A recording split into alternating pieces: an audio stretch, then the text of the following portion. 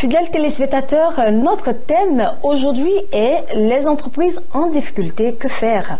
Notre invité du jour est un expert en la matière. Il est directeur académique du programme ADN Manager, professeur de Management et Business English à l'INPHB, expert consultant, conférencier en résolution des conflits. Lui, c'est Dr Nyapia Eddy Brice. Bonjour. Bonjour. Et merci d'avoir accepté notre invitation. C'est moi qui vous remercie. Alors, chers téléspectateurs, vous suivez Destination Business et sur Béni TV, la chaîne panafricaine.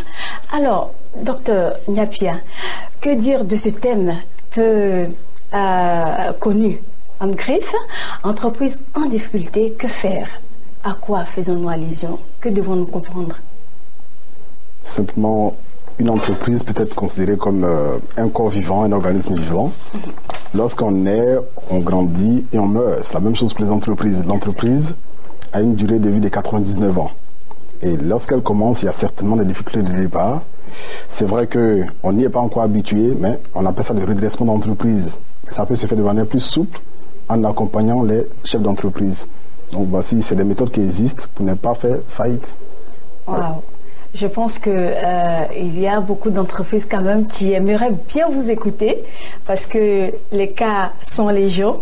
Alors, avant qu'une entreprise ne rencontre des difficultés, bien sûr, quels sont les motifs vraiment qui créent ces difficultés dans cette entreprise? Globalement, il faut savoir qu'il y a 5 grands paramètres de gestion.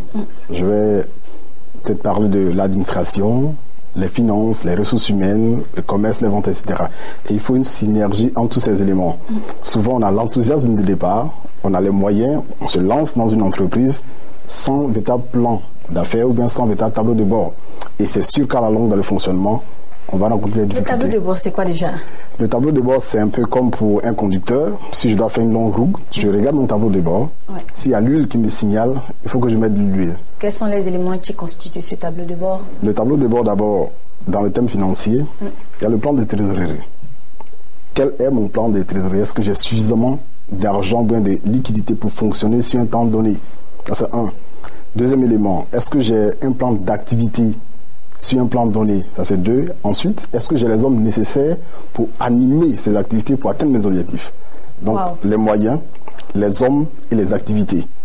Ça, c'est juste quelques éléments que je peux citer. Il y en a d'autres, bien entendu. Waouh! Donc, pour créer une entreprise, c'est pas chose facile. Hein? On aurait cru que, bon, juste une idée, et puis bon, paf, on crée l'entreprise. Oh, oui, l'idée, c'est l'élément principal d'une entreprise, mais d'abord, il faut une idée qui fait vendre. L'idée qui fait vendre, c'est l'idée qu'il y a des acheteurs potentiels, qu'il y a des acheteurs concrets. Donc, c'est important, mais ça ne suffit toujours pas. Bon, ok. Comme nous sommes en train de parler de l'entreprise, quels sont les éléments qui caractérisent une entreprise? Quand on dit, voilà, aujourd'hui, vous avez une entreprise, ça veut dire qu'il y a beaucoup de choses qui rentrent en ligne de compte. Et on vous officialise étant entrepreneur. Voilà, vous avez une entreprise. Qu'est-ce qui constitue vraiment cette entreprise? Il y a une légère différence à faire entre l'entrepreneur et l'entreprise. Bien sûr. Voilà, donc pour une entreprise, il faut avoir une existence légale, ce qu'on appelle souvent la DFE. C'est la déclaration fiscale d'existence. Il faut avoir un registre de commerce, il faut avoir un compte contribuable, il faut avoir une domiciliation bancaire. C'est tous ces ensembles juridiques qui fondent la naissance d'une entreprise. Le reste viendra à l'idée, l'objet et mon plan d'action. Et vous pensez qu'il y a un fonctionnement, un mode de fonctionnement type pour une entreprise donnée? Bien entendu, bien entendu. C'est comme un système. On appelle souvent un plan ou bien une stratégie. Comment est-ce qu'on va fonctionner pour atteindre nos objectifs s'ils sont fixés? Lorsque vous prenez un match de football, par exemple, j'aime bien cet exemple quand je suis en formation, on va faire un 4-4-2. Ou bien ça, c'est un 3-3-5, par exemple. Ne maîtrisons pas forcément. Hein? Oui, moi, je ne suis pas. Allez-y. C'est pour parler de plan. Donc, lorsqu'on voit une équipe évoluer, ça, ils sont en 4-4-2. Ou bien, en fonction du plan, de la réalité extérieure, on adapte le plan. Et ça aussi, ce sont des compétences qu'il faut avoir.